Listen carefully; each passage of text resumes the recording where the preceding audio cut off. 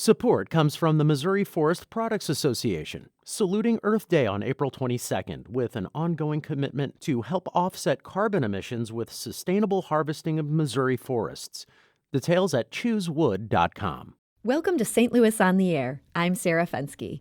In the last 9 months, an unusual party has grown up around musician Ryan Koenig's regular gigs at the Whiskey Ring Bar on Cherokee Street. It's called Western Wear Night, and it's drawing hundreds of costumed revelers, a whole bunch of people dressing up like hipster cowboys, on Tuesdays. These evenings began as a few friends showed up in their Western duds while Koenig performed, but they've turned into a phenomenon. Music, food, vendors, burlesque, and yeah, a whole lot of South City types dressed up like Butch Cassidy, if Butch Cassidy wore his chaps with a glimmer of irony. Our producer Evie Hemphill visited the Whiskey Ring last night. Here's what she witnessed.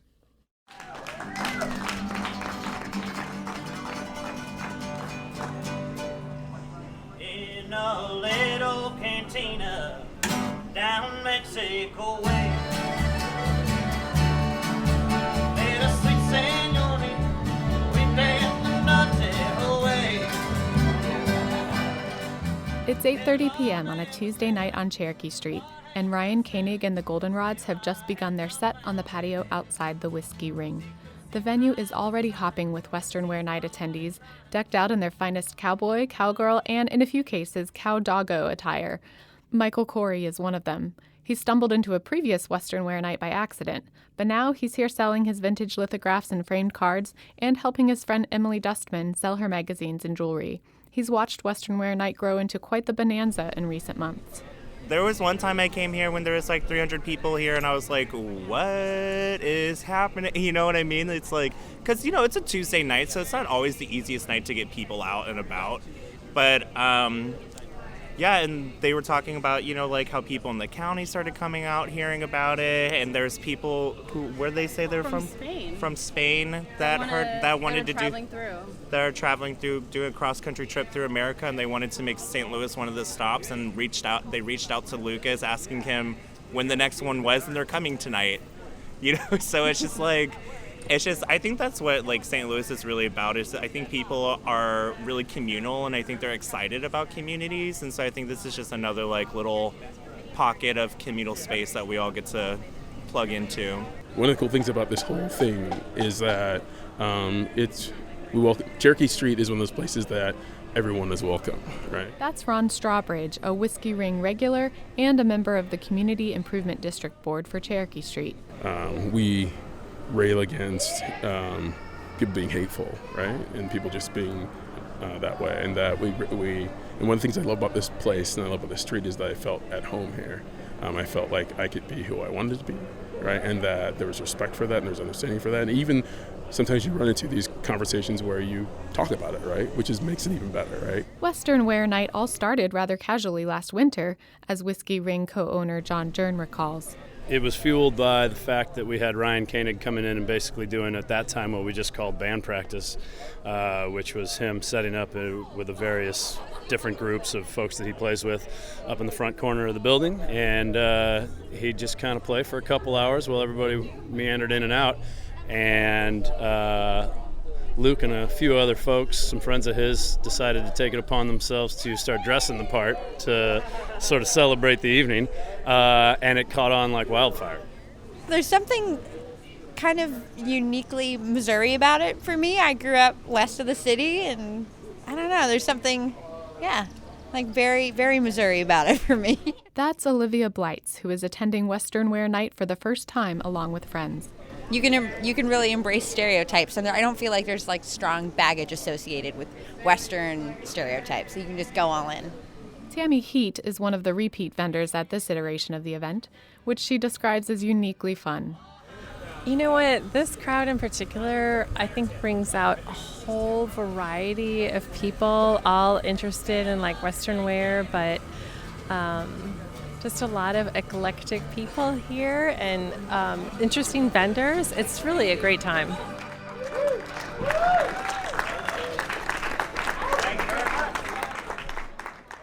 Now joining us in studio to give us the backstory are Ryan Koenig and Lucas Hanner.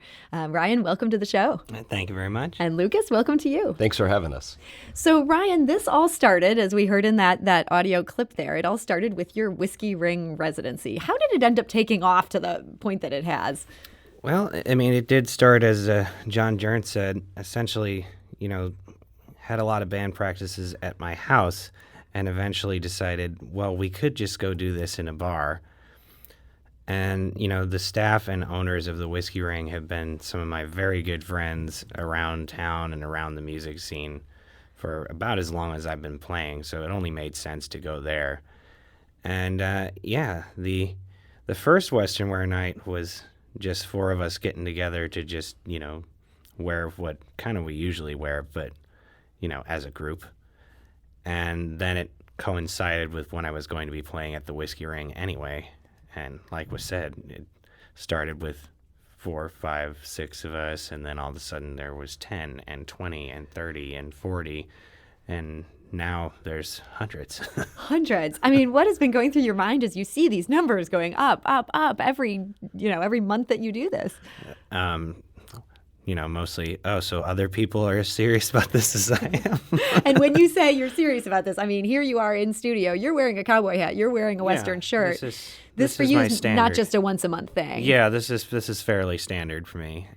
Lucas Hanner, is that the case for you as well? I am not. I don't live it as much as Ryan does. I definitely do more. My aesthetic, I feel, is more like a 1970s based. I like a little bell-bottom type you got your Levi's. mustache. Yeah, the mustache going. But Ryan is wearing it and living it as a throwback to his roots in music. So like that, I find that like the most fascinating thing of all about the clothing culture. And so you were one of the original guys attending this, and as you said, cowboy wear isn't your mainstay thing. What attracted you to want to do this when your friends were talking about it? Because we, for one, all of us really embrace the thrifting culture in St. Louis. So there's a lot of vendors, a lot of shops, and a lot of like Instagrams that we can follow and say, oh wow, and a lot of us have clothing from our grandparents. And so I think you put all that together and it's like, wow, this is fun. I'm wearing my grandpa's shirt and she's wearing her grandma's dress, or someone then took it, our friend Piper McMahon, she's one of the original four. She took it to the next level to be a rodeo clown. It just keeps, every month something is new and it's enjoyable. She's literally dressing like a clown. She did once. She has a new costume every month. And I understand that you've also gotten vendors involved. How did that come about? Well, the vendors situation happened because we wanted to embrace the local community. And so all this ties in because they're all local artists, whether they're Thrift Gold and Maze Place.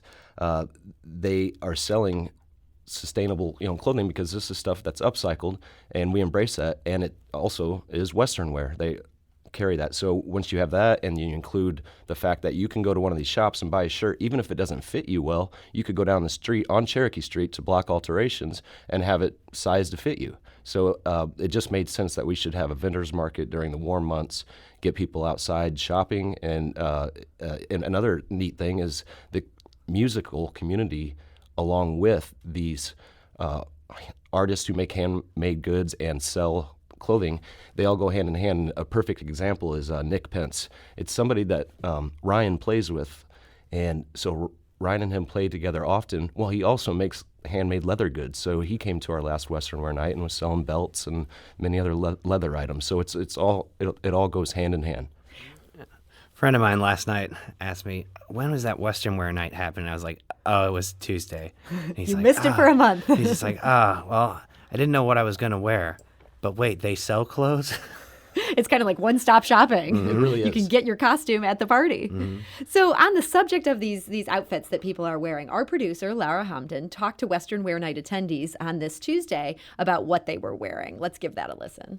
I'm wearing some workwear, so I've got some roundhouse overalls on and Western boots, of course. I found these boots on a work trip in Texas, and I always am wanting to wear them someplace, so this seemed like the perfect opportunity.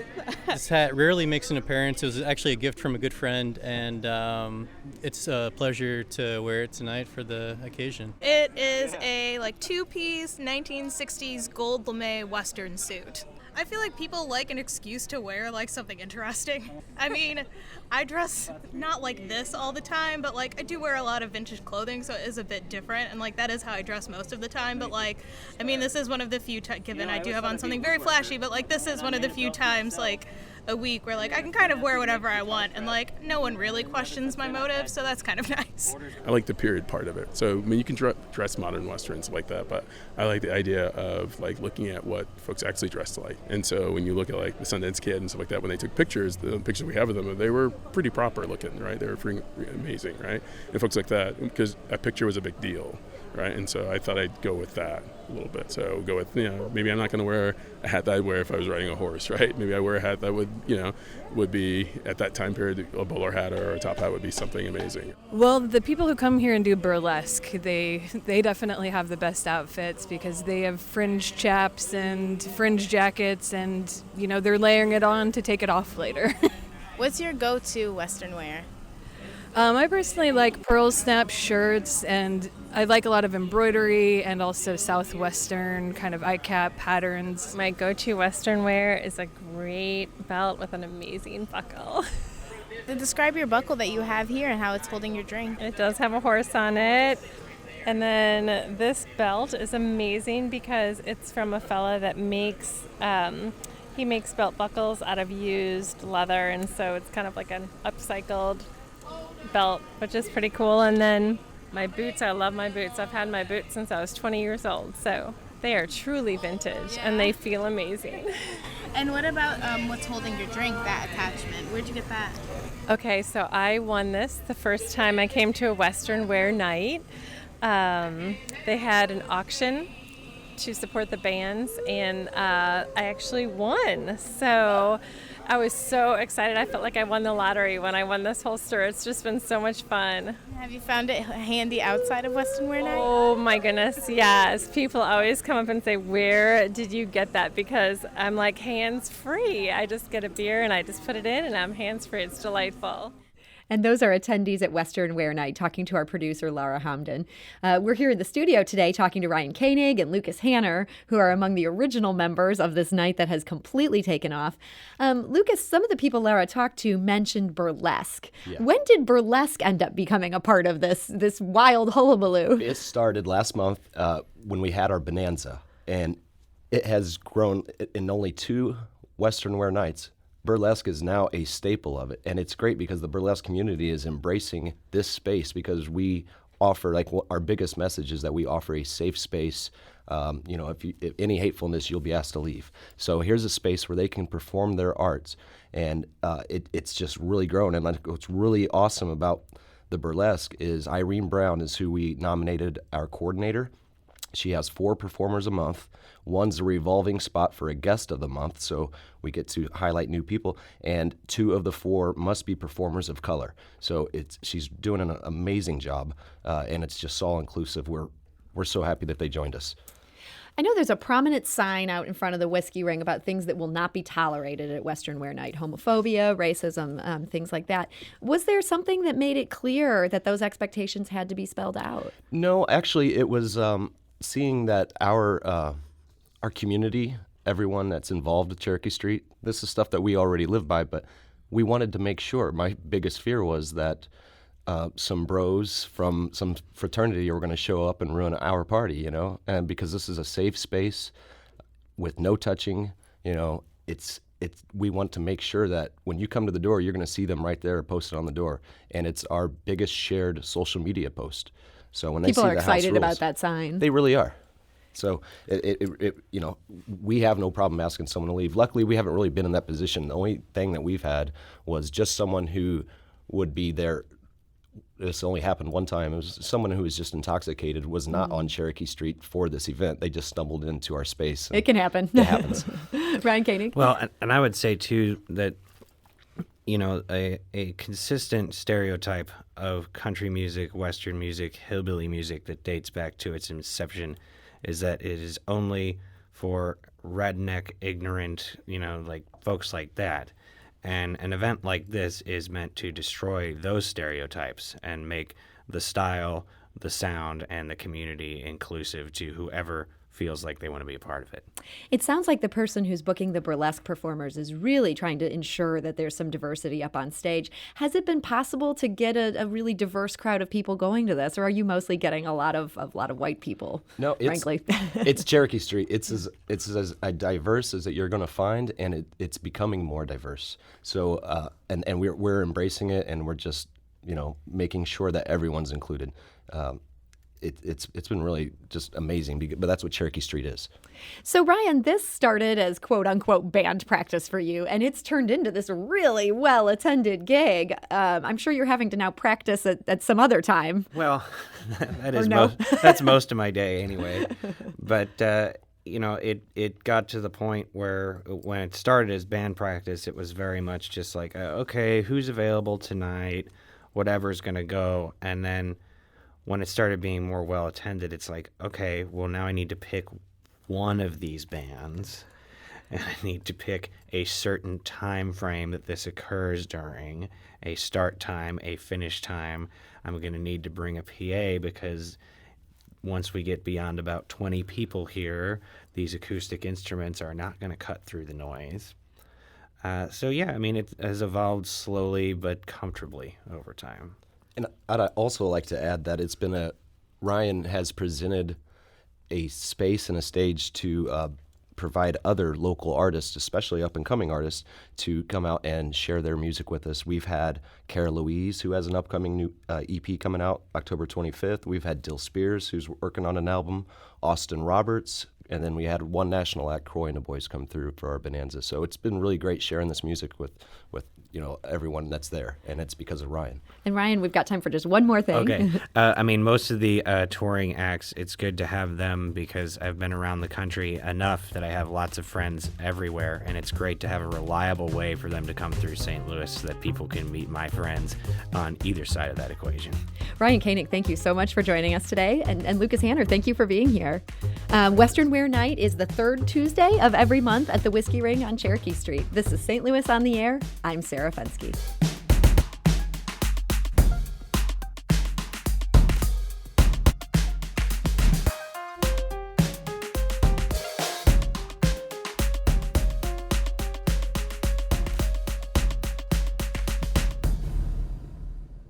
Support comes from the Missouri Forest Products Association, saluting Earth Day on April 22nd with an ongoing commitment to help offset carbon emissions with sustainable harvesting of Missouri forests.